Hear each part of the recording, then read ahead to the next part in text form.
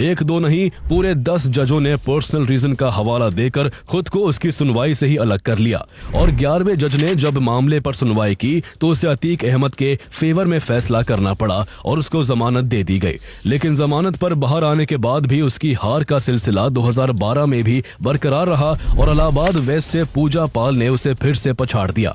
अपनी बादशाहत बनाए रखने के लिए अतीक ने जिस शख्स की हत्या कर दी थी, उसकी पत्नी अब रास्ते का कांटा बनकर चुभ रही थी, जिसने पहले उसके भाई और अब खुद उसे चुनावी मैदान में हरा दिया था। लगातार चुनावी हार से अतीक को यह बात अच्छे से समझ आ चुकी थी कि अब पॉलिटिक्स उसके वश की बात नहीं है, इसलिए वो एक बार फिर से अपनी पुरानी रॉबिनहुड वाली छवि बनाने की कोशिश करने लगा। वो जब भी बेल पर जेल से बाहर आता अपने ठिकाने पर बैठकी लगाकर लोगों की प्रॉब्लम सुना करता। 2016 में उसका राजू पाल वाला केस सुप्रीम कोर्ट ने सीबीआई को सौंप दिया, लेकिन इसके बाद भी अतीक अहमद की गुंडाई नहीं रुक सकी। दिसंबर 2016 में उसके पास Sam Higginbottom university of agriculture के 2 स्टूडेंट्स फरियाद लेकर आए, जिन्हें कॉलेज में चीटिंग करते हुए रंगे हाथ पकड़े जाने के बाद एग्जाम देने से रोक दिया था। चूंकि अतीक को हर मामले में टांग अड़ाने की आदत थी, इसलिए वो अपने गुंडों के साथ हथियारों से लैस होकर कॉलेज पहुंच गया और वहां टीचर्स और स्टाफ की जोरदार पिटाई कर दी।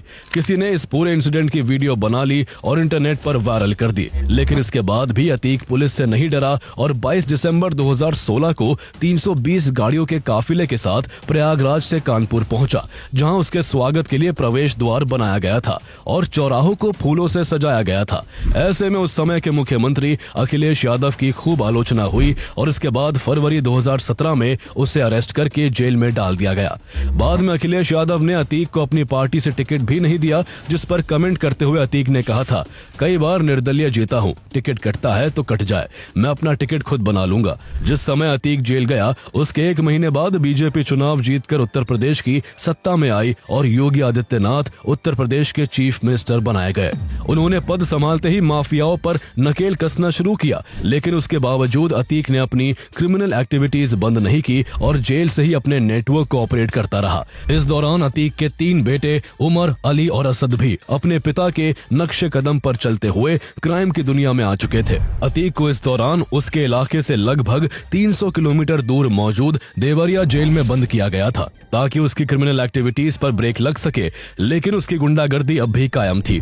दिसंबर 2018 में एक दिन अतीक के बेटे उमर ने लखनऊ के एक बिजनेसमैन मोहित जायसवाल को किडनैप कर लिया और उन्हें उठाकर सीधे देवरिया जेल ले गया, जहां अतीक बंद था। वहां अतीक अहमद ने मोहित जायसवाल को जेल के अंदर खुद चाबुक और लोहे की छड़ी से बुरी तरह पीटा और उनसे जबरदस्ती कुछ पेपर पर साइन करवाकर उनकी 45 करोड़ से ज्यादा की संपत्ति हड़प ली। इतना ही नहीं, अतीक ने मारपीट का वीडियो बनाकर उसे सोशल मीडिया पर वायरल भी करवा दिया, ताकि इलाके में उसका भौकाल बना रहे। ये भी सामने आया कि इस मारपीट में अतीक के साथ कुछ पुलिस वाले भी शामिल थे। इस मामले के बाहर आते ही पूरे यूपी में हड़कंप मच गया। मुख्यमंत्री योगी आदित्यनाथ तुरंत एक्शन में आ गए और देवरिया जेल के कई अधिकारियों को सस्पेंड कर दिया गया और अतीक को तुरंत बरेली में शिफ्ट कर दिया गया। मोहित जायसवाल केस की जांच सीबीआई से करवाने का फैसला हुआ और अतीक अहमद, उसके बेटे उमर और उसके कई गुर्गों के खिलाफ अपहरण और मारपीट का मुकदमा दर्ज कर लिया गया। यह मामला इतना बड़ा था कि इसमें सुप्रीम कोर्ट को दखल देना पड़ा। सुप्रीम कोर्ट को लगा कि यूपी की जेल में बंद होने के बावजूद अतीक की क्रिमिनल एक्टिविटीज रुक नहीं पा रही है, इसलिए सुप्रीम कोर्ट ने अप्रैल 2019 में उसे गुजरात की साबरमती जेल भेजने का आदेश दिया।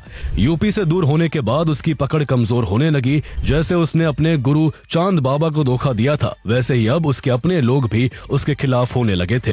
पुलिस ने भी उसके खिलाफ 50 से ज्यादा मामलों में कार्रवाई तेज कर दी थी। इसी के साथ उसकी बहुत सी इलीगल प्रॉपर्टीज पर बुलडोजर चलाकर उन्हें मिट्टी में मिला दिया गया और उसकी हजारों करोड़ की संपत्तियां जब्त कर ली गई।